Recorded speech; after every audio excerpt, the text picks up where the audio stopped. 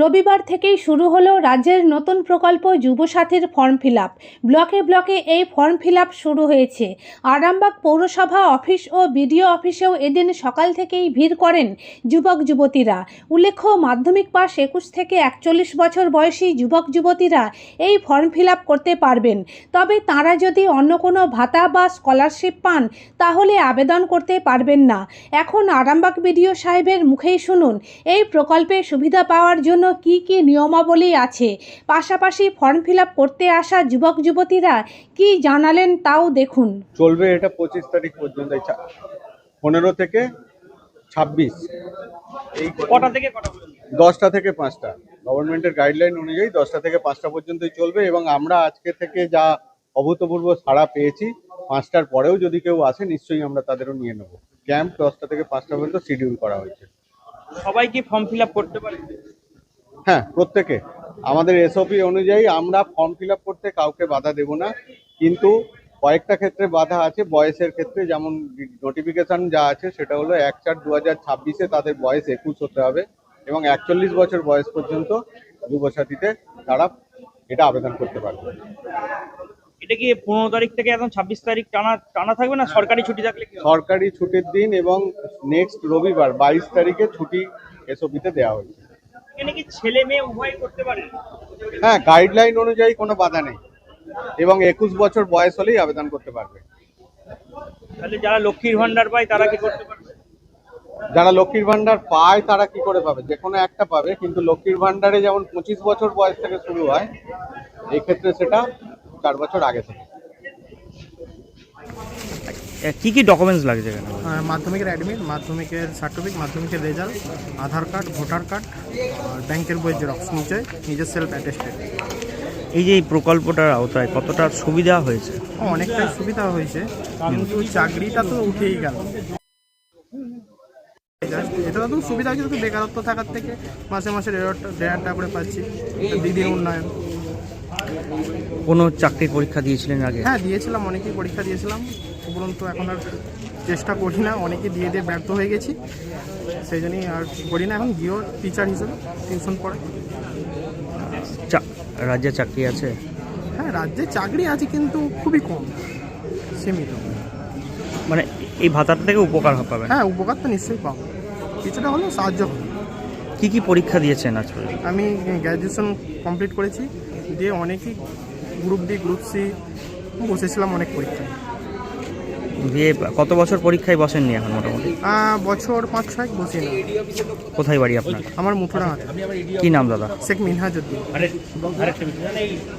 এই যে হঠাৎ করে 1500 টাকার ঘোষণা, এটা কি চোখে দেখছেন? এটা দিদি আগামী বছর আবার আসছে, এটাই বেকারদের থেকে একটু সাহায্য দিচ্ছে।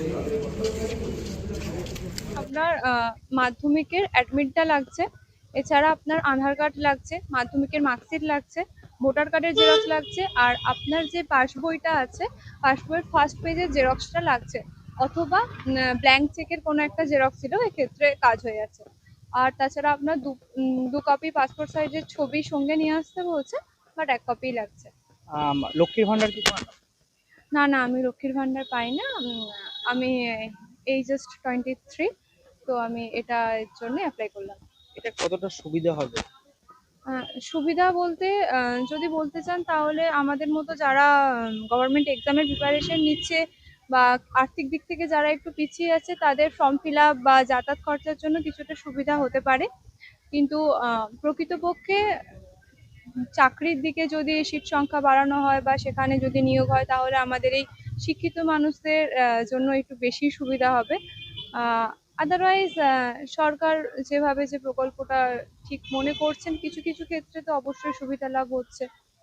তবে মেন উদ্দেশ্য, যদি সিট সংখ্যা বাড়িয়ে আমাদের নিয়োগ তাড়াতাড়ি সম্পন্ন করা হয়, সেক্ষেত্রে আমরা বেশি লাভবান হব। এর আগে কি সরকারি পরীক্ষা দিয়েছে? হ্যাঁ, দিয়েছি। এদিকে ক্লার্কশিপ দেওয়া হয়েছে, ক্লার্কশিপে এদিকে আপনার মিসলেনিয়াস দেওয়া হয়েছে, সামনে আপনার গ্রুপ সি, গ্রুপ ডি রয়েছে, যা হচ্ছে মোটামুটি ক্রমে দেওয়া হচ্ছে। এডুকেশন আমি গ্র্যাজুয়েশন কমপ্লিট করেছি Arambagh girls college, geography honours. Tithi Dey. আমার বাড়ি মলয়পুর। যুবকদের ক্ষেত্রে কাজ চলার মতো কিছু হতে পারে, কিন্তু এটা তেমন কিছু লাভ হলেও হতে পারে না, কারণ মাসে 1500 টাকা আমাদের এমনি হাত খরচই চলে যেতে পারে। তো আমাদের হাত খরচে এর থেকে অনেক বেশি টাকা লাগে। তো এরকম 1500 টাকা আমাদের তেমন কিছু লাভ হবে না, কিন্তু হ্যাঁ কিছুটা হয়তো চলে যাবে। এই, চাকরির ফর্ম ফিল আপ করছি এখনো। হ্যাঁ, একটা ফর্ম ফিল আপ করতে কত টাকা করে? একটা ফর্ম ফিল আপ করতে জেনারেলদের প্রায় কোনোটাতে 100, কোনোটাতে 250, কোনোটাতে 500 এরকম। প্রাইভেট গুলোতে তো আরো বেশি লাগে। এর আগে কতগুলো পরীক্ষা দিয়েছে চাকরি? আর দিয়েছে 3টে 4টে দিয়েছে। কিছু হয়নি। না, এখনো কিন্তু কিছু হয়নি। এই টাকা তো তাহলে ফর্ম ফিল আপেই লেগে যাবে। যদি আপনি হ্যাঁ হ্যাঁ, কি দরকার, চাকরি না ভাত? চাকরি এই চাকরি না ভাত? চাকরি দরকার। রাজ্যে কি চাকরি আছে? রাজ্যে এখন এই মুহূর্তে চাকরি যেমন চলছে, সেরকম চাকরি তো এখন নেই। তখন দেখা যাক পরে কি হয়, ভোটের পর। কি নিয়ে পড়াশোনা করে? আমি সায়েন্স নিই, গ্র্যাজুয়েশন অব্দি এখন চলছে। গ্র্যাজুয়েশন করেছেন হুম কমপ্লিট? হুম, কমপ্লিট না, এখন চলছে। গ্র্যাজুয়েশন কোন কলেজ থেকে? আমি কলকাতায় সিস্টার নিবেদিতা ইউনিভার্সিটি থেকে পড়ছি। কোথায় বাড়ি আপনার? আমার তিরোল, কি নাম? রূপম দত্ত। এই ফর্মটা কি আজকে কিভাবে জানতে পারলেন যে আজকে form fill up করা? অনলাইনে নোটিফিকেশন এসেছিল, তারপর ফেসবুকে অনেক ভিডিও দেখলাম, দিয়ে সেসব জানতে চাই। কি লাগছে? এখানে যেমন মাধ্যমিকের অ্যাডমিট কার্ড লাগছে, মাধ্যমিকের মার্কশিট লাগছে, আধার কার্ড লাগছে, ভোটার কার্ড লাগছে, ব্যাংকের পাসবই লাগছে, আর যদি SC ST হয় তাদের শংসাপত্র লাগছে। হেল্প তো মানে কিছুটা হয়, পুরোপুরি যেমন চাকরি পেলে যেমন হেল্প হয় সেরকম তো হবে না, কিছুটা help হয়। কতগুলো চাকরির পরীক্ষা দিয়েছেন আজ পর্যন্ত? দিয়েছি তো মনে নেই, অনেকগুলোই দিয়েছি। কোথায় বাড়ি আপনার?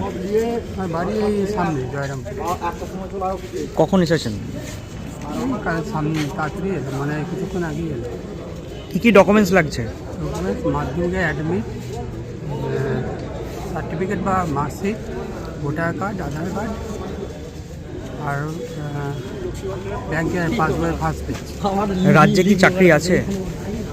দেখুন, ওই ব্যাপারে মন্তব্য করা ঠিক নয়, কারণ ওই ব্যাপারে আমি কোনো মন্তব্য করতে চাই না। কি নাম দাদা? সুভাষ ঘোষ। কি করেন এখন? আমি এমনি রিসার্চের সাথে যুক্ত আছি, ভিডিও অফিসার। নিউনুর সোফা সেন্টার, এখানে সমস্ত রকম সোফা পাইকারি ও রিটেলে বিক্রয় করা হয়। সমস্ত সোফা নিজস্ব কারখানায় তৈরি করা হয়। প্রোপাইটার হানিফ হোসেন খাঁ ও রুহুল হোসেন খাঁ, বড়ডোঙ্গল হাটতলা সিনেমা হলের সন্নিকটে, হুগলি। যোগাযোগ 7797170093 এবং 9382003105।